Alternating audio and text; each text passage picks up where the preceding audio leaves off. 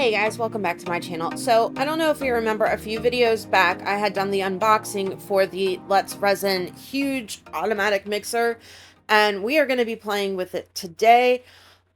All the links and discount codes to everything I have will be in the description box below if you're interested in getting your hands on any of the stuff that I'm using today. So, what I'm going to do is I am going to pour my resin in here, and I'm using Let's Resin epoxy resin. And then, according to the directions, you take the little machine, you put it on top of the cup that they give you, and you push the button. And 45 seconds, boom, your resin is mixed. Now, that's insane. Like, that's super fast. So you would think that, oh my God, it's going to be filled with all kinds of bubbles and it's not going to be mixed right, any of that stuff.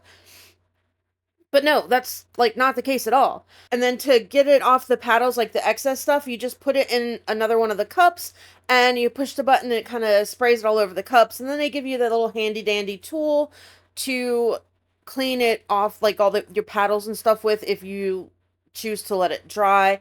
And you can actually scrape the resin off of your cups as well, which is awesome. Now, with any mixer, I always still take my mixing tool and I go around the sides of the cup and scrape the bottom of the cup just to make sure, because none of the paddles are going to hit the sides of the cup and scrape it off all the way around, right? So it's nothing against the mixer at all, but I always do go around there because I don't want to have an issue with any unmixed resin in my stuff. So that is what I do. Mix it for, a few seconds just to get anything that was left behind mixed in, and then you're good to go. But this is virtually bubble free. Like it's amazing. Like, I'm so excited about using this, you don't even know. All right, but what we're going to do today, and as you see, I've already split my resin into 3 different cups.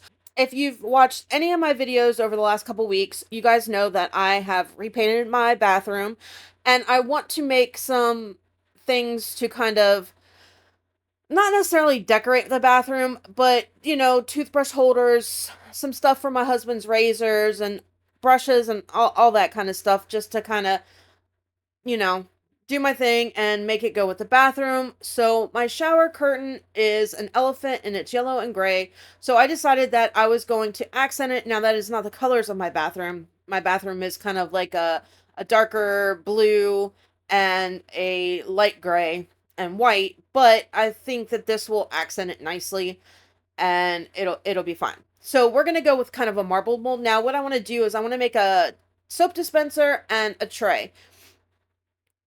And initially, this was it. This was all I was going to make. But, some stuff happened. So what I want to do is I mixed my yellow, and I'm using Rolio's mica powders, and I want to kind of, I don't want them quite so bright, so I'm adding just a couple of drops of the Let's Resin Ocean White pigment paste to this, and that's going to make it, one, not quite as shimmery as mica powders are. It kind of takes away some of that, and two, it's just going to kind of dull down those colors a little bit so they're not so bam in your face. And then I'm going to go with the marbling technique that I learned from DNA Resin, and we're just going to go with it. So I'm going to alternate the gray, the yellow, and then the clear. And the clear is going to help kind of separate the colors so that they don't just all mix together and kind of give some space in there, but allow them to marble, if that makes sense. So I'm going in with each of them, and then I'm just going to continue to do this until my molds are full. Now, I'm not going to, like squish them or any of that stuff. You see me do it with the top of the soap dispenser mold, but that was when I only had one color in it. I don't want to mix up or mess up my marbling at all. Like, I just want to be able to do its thing. So hopefully won't have an issue with air bubbles. I feel like these molds are pretty good. The tray mold is one of the ones from the Let's Resin 3-tier tray set that they came out with a few months back. And I'm just going to use one of those because I've got just like some bigger stuff, like my husband's like razors and all of that kind of stuff, like the automated ones that are electric ones that I just, they need to be on something, so that's what we're gonna kind of do with it. Now, I'm not putting like so much clear in it that I'm gonna have an issue with open like clear windows through the resin. Like that's not what I want at all, so that's not what I'm gonna do. But it's just to kind of separate the colors a little bit. Now, the not the tray mold, but the other mold, I didn't have quite enough resin to fill it the whole way, but I figured it's fine. It's not a huge deal. And here we are 24 hours later, and it's time to demold this. So these trays, they always come out nice. Like I've done them several times already, and I've never had an issue with air bubbles.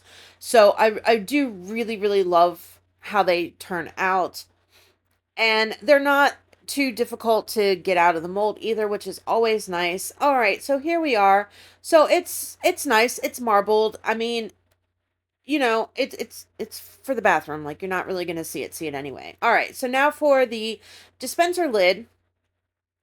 And I've only used this, I think, one other time, but in the threads, like I've not had an issue. You just need to make sure that you're squeezing it to get any air bubbles out. Now it's time to demold the actual dispenser itself.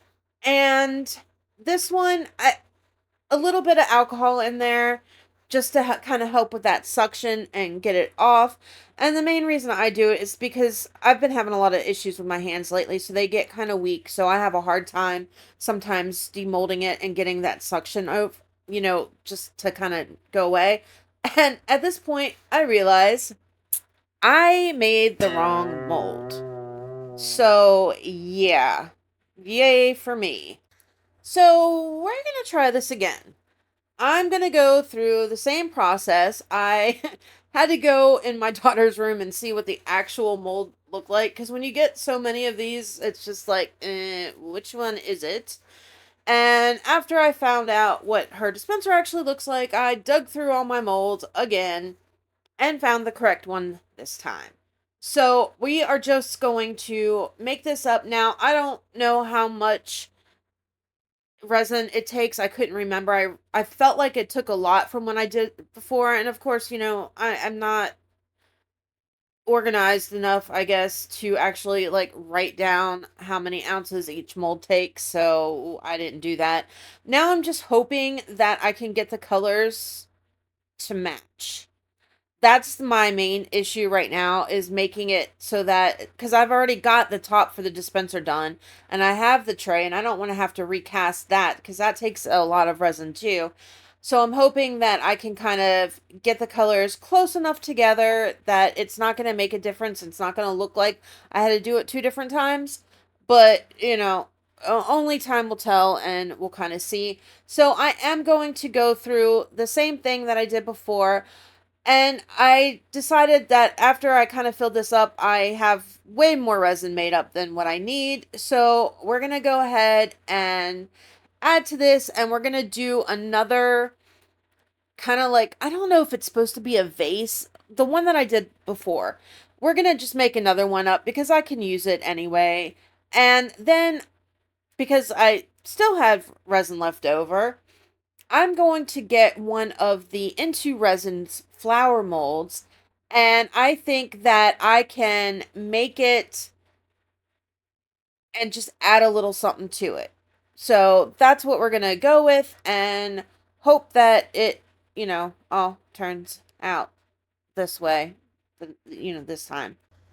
All right, so I hit it real quick with the heat gun, and then I'm just going because I don't want the bottom to have a clear coat on it, and I'm just kind of pulling that resin into the middle just to give it a little bit of design. I know it's going to change, but like I said, I just don't want the clear on it. Now, all right, on to the gorgeous into resin mold. Like, I absolutely love these molds. They're so pretty.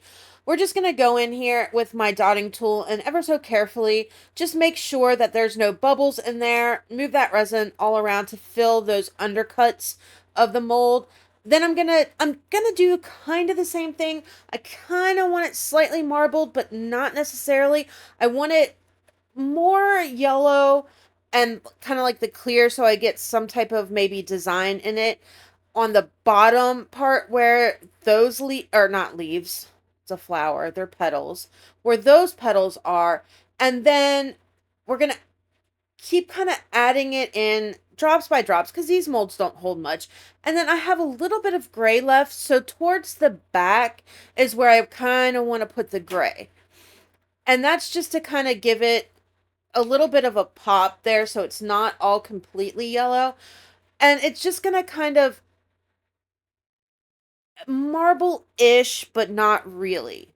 Like we're going to get some hints, hopefully, some movement in this, but we're just going to have to kind of wait and see.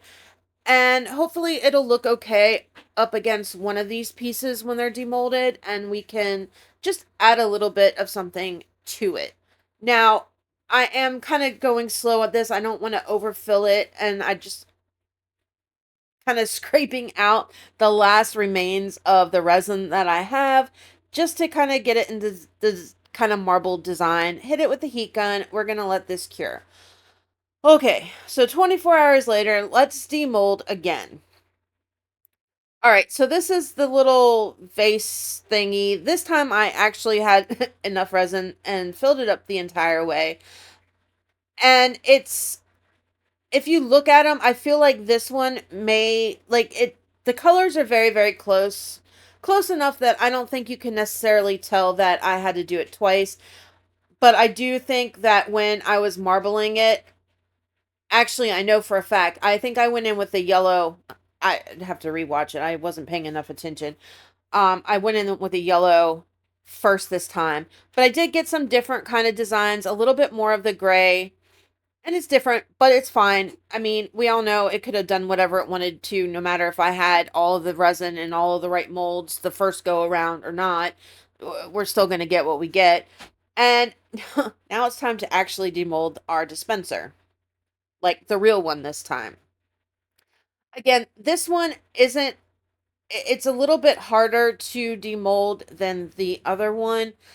And I don't know, again, if it's just me because of my hands, but I did spray a little bit of alcohol in there. But this comes out beautifully too. Like, I really like it a lot. I think it's pretty. I love the design on it, and I've never had any issues with this one either. And hey, guess what? The lid fits. Imagine that. All right, so now it is time to get these pieces together after we demold the flour. And this flour, like, I've never had any issues with air bubbles. Again, you just need to take your time on those undercuts and make sure that you're working it in. But see how the yellow is just predominantly the first part of the flour, and then we've got the gray kind of almost where the leaves would be.